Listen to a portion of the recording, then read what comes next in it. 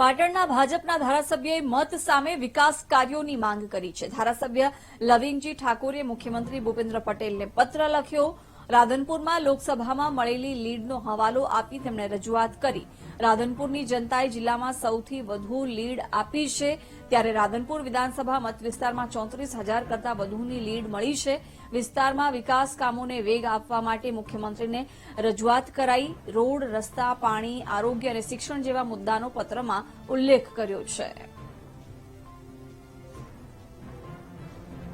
ધારાસભ્ય દ્વારા મુખ્યમંત્રીને રજૂઆત કરવામાં આવી છે। સૌથી વધારે લીડ પાટણમાંથી રાધનપુરથી મળી હોવાનો તેમણે દાવો કર્યો છે અને સામે હવે વિકાસ પત્રોની પણ તેમણે માંગ કરી છે।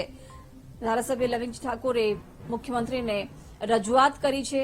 સૌથી વધારે લીડનો હવાલો આપી તેમણે વિકાસ કાર્યો માટે કામ કરવાની વાત કરી છે।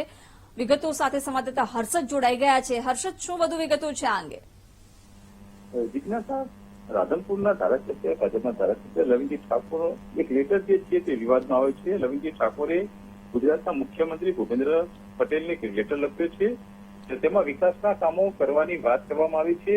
તેની સાથે તેઓ એક સંબોધન પણ કર્યું છે કે રાધનપુરમાં વિધાનસભામાં 34,706 મતોથી લીડ અપાવી છે, એટલે વિકાસના કામો કરવામાં આવે, રોડ, રસ્તા, લાઇટ, આરોગ્ય સહિતના જે કામો જે છે તે કરવાની માંગણી કરવામાં આવી છે। એટલે ક્યાંક ને ક્યાંક તેઓએ પોતાના લેટરમાં અમે તમને લીડ અપાવી છે, તે લીડના બદલામાં હવે તમે કામ કરો, તે પ્રકારનો એક ઉદ્દેશ હોય તે લાગી આવી છે। આ જે લેટરથી હવે વિવાદમાં આવે છે। ખાસ તો આપણે લવિંગજીનો સંપર્ક કરવાની કોશિશ કરી રહ્યા છીએ, પરંતુ લવિંગજીનો સંપર્ક નથી થઈ રહ્યો।